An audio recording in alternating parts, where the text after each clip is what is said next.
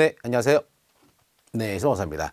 자, 이제 거의 막바지입니다. 파트 3 전자선화증권 보도록 하겠습니다. 자, 이 부분 같은 경우에는 가끔 한 문제 나옵니다. 한 문제씩 나오고 있어요. 그래서 이제 보면 이제 이것도 이제 원래 원산에 관한 시험에는 안 들어갔다는 내용인데 이게 들어가거든요. 근데 가끔 나옵니다. 한 문제 정도가. 자, 그럼 풀어봅시다. 이것만 풀면은 다 풀 수가 있어요. 자, 전자선 종료에 대한 설명으로 맞지 않는 것은 운송물의 인도가 이루어지지 아니한 경우에는 자, 보면 이제 비해를 가지고 이제 운송물에 대한 권리를 이전할 수가 있겠죠. 아무튼 이거 운송물의 실제입니다. 실제 운송물이 수입자한테 수화인한테 인도가 이루어지지 아니한 경우는 전자선화증권 기록의 작성된 날부터 10년간 전자기록을 보존한다라고 되어 있습니다. 자, 보게 되면은 전자선화증권 같은 경우는 이제 보관 기간은 10년입니다. 10년. 그래서 이제 10년 동안 보관하게 되는데 이제 이때 중요한 포인트는 이거죠. 운송물의 인도가 이루어지지 아니한 경우로 이라는 단서가 있습니다. 그렇죠? 자, 그래서 보게 되면은 이제 10년간 기록 보존되었는데 요 단서랑 연관시켜 보십시오. 그렇죠? 자, 전자선화증권은 작성일로부터 10년간 보관한다. 근데 보게 되면은 운송물의 인도가 이루어지지 아니한 경우라고 단서가 있습니다. 그래서 뭐다 시험 문제가 뭐 15년, 5년 막 그렇게 나올 수가 있어요. 왜냐면은 이제 5년이 주로 나오는데 5년이 이제 수입 관련 서류 같은 경우는 관세법상 보관기간 5년이거든요. 그래서 그거는 좀 헷갈려고 좀 나온 것 같습니다.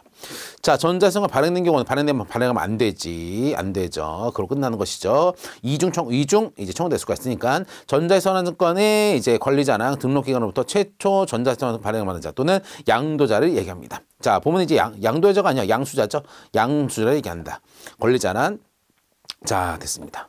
양수자, 받은 자. 전자선화증권은 운송인이 선화증권으로 서면을 발행한 대신에 전자무역기관이 등록한 기간에 선화증권을 등록하는 방식으로서 BL의 전자문서를 유통하는 제도이다라고 되어 있습니다. 자, 보게 되면은 이제 그 운송인이 선화증권을 이제 대신에 오늘 전자무역기관 틀렸습니다. 뭐다? 이제 얘는 이제 그 어딥니까? 법무부. 여기 있구나.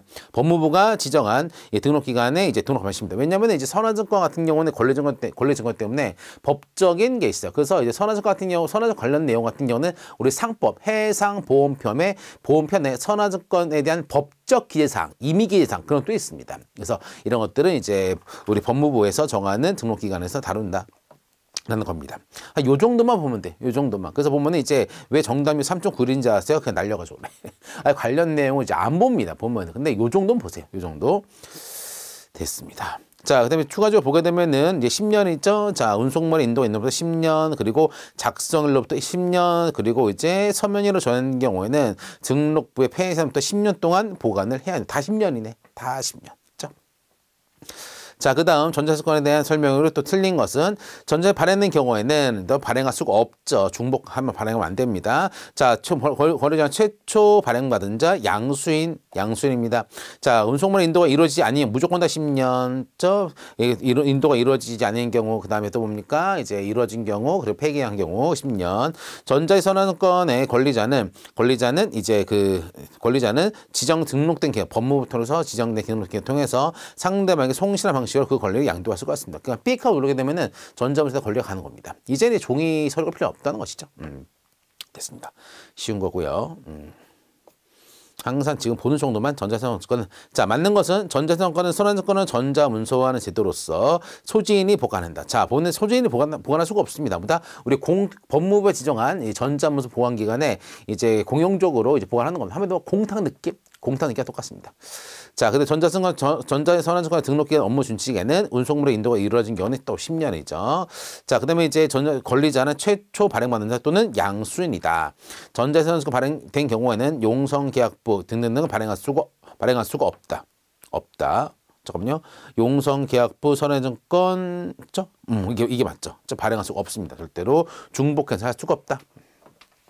예전에 저는 공부가 오래됐죠. 거의 15년, 16년 전에는 이제 전자선화증권이 이제 뭐 볼로레 프로젝트인가 그 해가지고 이게 되냐만 했었습니다. 하지만 이제는 실행가 잘 되어가지고 이제 BL이 전자시 발행이 되는 것이고 이제 그 프라이빗 키로서 이제 그것을 이제 양도할 수가 있게 바뀌었대요. 이게. 제가 공부할 때마다 없었습니다, 이게. 자, 파트 4는 해상 화물 운송선. 이거 더 쉬워요. 근데 이거는 생김새가 비해가 똑같습니다. 똑같아. 여기 항상 보게 되면은. 근데 옆에 보면은 마크가 있어. seawayville이라고 되어 있고, 비해가 안 되어 있습니다. seawayville이라고 되어 있고, non-negotiable 이라고 되어 있습니다. 전부 다 양도할 수가 없다라는 것이죠.